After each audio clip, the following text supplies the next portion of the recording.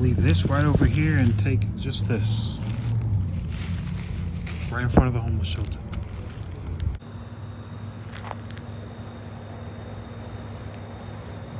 Someone's getting pulled over right now, but let's get straight down to the video.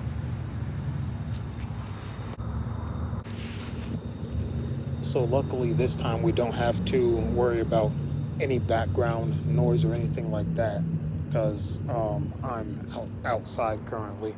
But I'll just go ahead and tell you guys the story about what happened now, and I have some notes I'm reading from right here at this on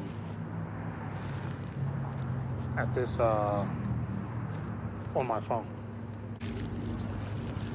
So the first thing that happened was I got off at 11 p.m. and then I went ahead and I didn't leave until like 11:30, 11:45, and then I got here and then I went upstairs to brush my teeth and do mouthwash, and then there's one security guard who does not know that I started working, and then I was because on a previous night I was doing mouthwash and he walked past me while looking directly at me.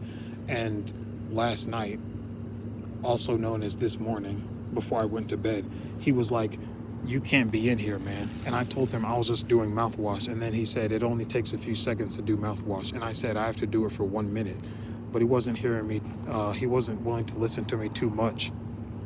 And I know he doesn't know that I've been working, because at some point he said, "You've been here all day, man," but I actually have not. Like, I had just gotten there, and I said I'm fine with them checking the cameras to make sure. But and then he said, and then we separated. I did my mouthwash, then I walked back up to him and said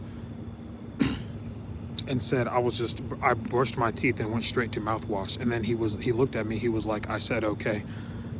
So he was like, he had agreed with me. He had listened to me, I guess, after I got rid of my mouthwash and was about to head back to bed, because I was waiting for him to get me 2 more sheets so that I could go to bed.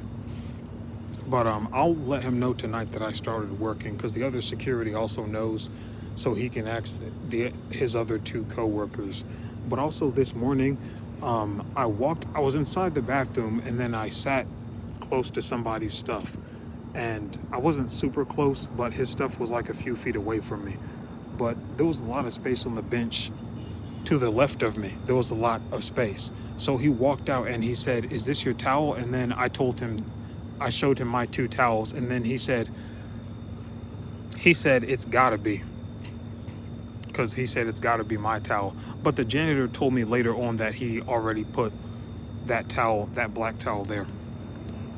And then this is an older man. He has gray hair and he has yellow shoes, like pretty noticeable. But you'll see why I pointed that out later. He said it's a lot of bench over here, but you're sitting right here. And then I said, "What?" Because I thought he was saying it's a lot of B word, but instead he was saying a lot of bench, BENCH. He said it's a lot of bench over here, but you're sitting right here.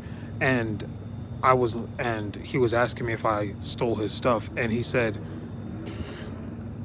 and I said, "No, I didn't steal your stuff." And he said it would be easier to avoid the situation if you just sat way over there.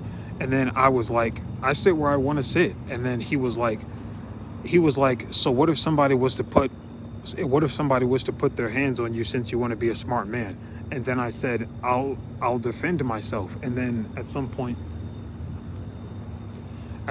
I said, like, I don't know. He was like, "You're not as smart as you think you are." And then I was like, "Fighting will get you banned." And he was like, "What?" And I was like, "Fighting will get you banned," because he probably didn't know that. And then I was like, and then he was saying a bunch of other stuff. And then I was like, "I'm not scared of you." And he said, "Well, I was like, "Why are you still talking to me?" This is while I was standing by the bench. And like he was really trying to get me to fight him, I guess. And then he kept on saying stuff. Then I walked over to the sink, and I was like, "I'm not scared of you." And then he said, you don't have to be scared of me." And then something, whatever. And then I was like, you're not as tough as you think you are. And then he also said that right back to me. And then he was like, I got kids your age. And I was like, what? Because I still couldn't hear him. He was like, I got no problem repeating myself. He was like, I got kids your age. Stay in a child's place, boy. And I was like, what is his issue? And then he was like, go in the shower, F, like, you know, the F word for gay people. He was like, go in the shower, F word, do what F words do. It was the 3-letter version. So yeah, I went ahead and reported that to the 2 janitors that are upstairs. At the time that we were taking a shower, like a little bit after 10 a.m. or so. And I reported it to them, and then I reported it to the staff members who are on the first floor in the mornings. And then I reported it to the 2. So now we're at those 2 people came downstairs with me in case I had to point him out, but I think he already left for work. And then I reported it to 2 more people on the first floor because the janitor said I should report it to them since they actually manage security and stuff like that. And now we're at 4 people. And when I told the 2 downstairs, one of them said he might even get put out just for saying that. And then when I came back, I reported, well, before I left, I reported it to 1 more person. So now at 5 people. And then when I came back, I reported it to another person, 6, who works there. Then I reported it to 2 people who were in the office. So 7, 8.